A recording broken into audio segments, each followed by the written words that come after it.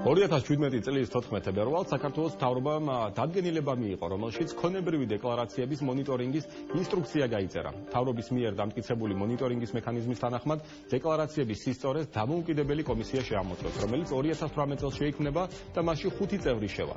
ინფორმაციის თავისუფლების ინსტიტუტის შეფასებით აღნიშნული სისტემა ბევრ ხარვას შეიცავს. დადგენილების კონკრეტულ ნაკლოვანებებზე IDFI-ის მთავარი იურისტთან ნინო მერაბაშვილთან ვისაუბრებთ. გაბატონებო, დიდი მადლობა დედაცემაში სტუმრობისთვის. გამარჯობათ, მადლობა მოწვევისთვის.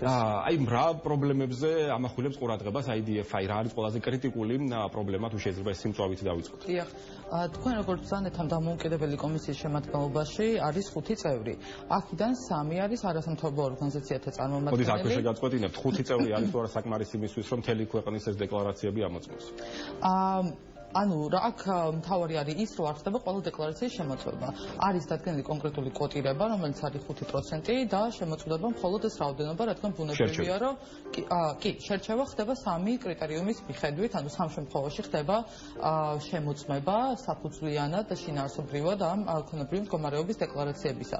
ეს საფუძვლები არის ერთი შემთხვევითი შერჩევა, რომელსაც სისტემა შეარჩევს განცხადების საფუძველზე და ასევე კონკრეტული ამ დამოუკიდებელი კომისიის მიერ შერჩეული თანამდებობის პირთა ქონებრივი მდგომარეობის დეკლარაციები. ჩვენი რეკომენდაციები ბუნებრივია გამომდინარეობს დადგენილებაში არსებული ხარვასებიდან, რომლებიც ჩვენ ვფიქრობთ, რომ რამდენიმე მიმართულებით არსებობს.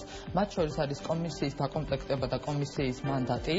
და რა პრობლემაა ამ დარგში? მანდატთან დაკავშირებით მოგახსენებთ, ანუ როგორც ბრძანეთ, არის 5 წევრი კომისიის შემადგენლობაში. აქედან 3 წევრი არის არასამთავრობო ორგანიზაციათა წარმომადგენელი, ხოლო 2 წევრი არის აკადემიური სფეროს წარმომადგენელი. უპირველეს ყოვლისა ჩვენ ვფიქრობთ, რომ მნიშვნელოვანია კომისიის შემადგენლობაში ასევე შედიოდნენ მედიის წარმომადგენლები, იქიდან გამომდინარე, რომ სხვადასხვა სახის მედია ორგანიზაციები ხშირად არიან ხოლმე დაინტერესებული თანამდებობის პირთა ქონებრივი მდგომარეობის დეკლარაციებით, მათ შორის ძალიან ხშირად ჩვენც გვიკავშირდებიან, როდესაც რაღაც კონკრეტულ დარღვევას აღმოაჩენენ, კონკრეტული იურიდიული კონსულტაციის. ქონდა თუ არა თქვენ ეს ინიციატივა შეთავაზებული, სანამ ეს დადგენილება გამოვიდოდა? კი, ჩვენ ვიყავით სამუშაო ჯგუფში, აქტიურად მონაწილეობდით, ვიყავით ჩართულები. ჩვენ ეს შეთავაზება გქონდა, გვაქვს ასევე ინფორმაცია კონკრეტული საკითხების შესახებ, რომლებიც მუშაობის პროცესში იყო უკეთესად არეგულირებული, თუმცა მას შემდეგ რაც მთავრობა მიიღო დადგენილება, ეს კონკრეტული საკითხები შეიცვალა. მათ შორის მაგალითად მუშაობის პროცესში დრაფტით, ასე ვთქვათ, გათავისუფლებული იყო, რომ არასამთავრობო ორგანიზაციებს უნდა ქონოდათ მუშაობის 3 წლის გამოცდილება, დაფუძნებიდან უნდა ყოფილიყო გასული მინიმუმ 3 წელი.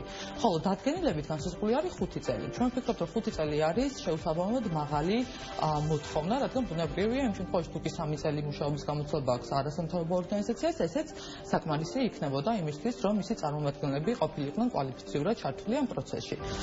ამასთან დადგენილებით არის განსაზღვრული, რომ იმისთვის, რომ არასამთავრობო ორგანიზაციის კონკრეტული წარმომადგენელი იყოს კომისიის წევრი, აუცილებელია, რომ ამ არასამთავრობო ორგანიზაციას ჰქონდეს მონიტორინგის აქამდე არსებული გამოცდილება. ანუ მსგავს პროექტებში მონაწილეობის მიღება. კი ბატონო, რაც თავისთავად არის ცოტა უცნაური, იმიტომ რომ ზოგადად ეს მონიტორინგის სისტემა მხოლოდ ახლა ინარგება, საჯარო უწყების საერთოდ არც საიდან უნდა ქონდეს ეს გამოცდილება. მსგავსი გამოცდილება და ასეთი მოთხოვნა მე მგონი ზედმეტად მკაცრი მოთხოვნა არის. რაც შეეხება აკადემიური სფეროს წარმომადგენლებს, მოთხოვნა არის ის, რომ ამ აკადემიური სფეროს წარმომადგენელს უნდა ქონდეს შესაბამისი ექსპერტიზა ანტიკორუფციულ საკითხებზე მუშაობის. თუმცა თქვენ როგორც იცით, ქონებრივი მდგომარეობის დეკლარაციებში აისახება სხვადასხვა ფინანსური მონაცემები, ხო?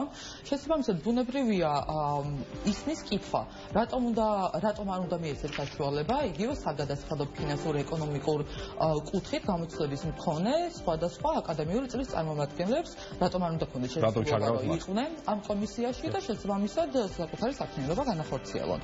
ერთი ძალიან მნიშვნელოვანი ძალიან მოკლედ თუ შეიძლება უკვე ბროშური. ერთი ძალიან მნიშვნელოვანი შეზღუდვა, რომელიც ასევე დაწესებული არის ამ დადგენილებით, ეხება იმას, რომ შესაძლებელია შემოწმოს მხოლოდ მოქმედი თანამდებობის პირების დადგენილება ან იმ თანამდებობის პირების, რომელთაც თანამდებობა დატოვეს არა უმეტეს 1 წლის წინ, რაც არის ძალიან შემსწავლელი ნამდვილად. ძალიან დიდი მადლობა სამწუხაროდ უკვე დრო დაგუმთავრდა და ძალიან დიდი მადლობა ამ საინტერესო საუბრისთვის და ინფორმაციისთვის. მაყურებელს შევახსენებ, რომ IDFI-ის იურისტი ნინო მერაბაშვილი იყო ბიზნეს კოდის სტუმარი.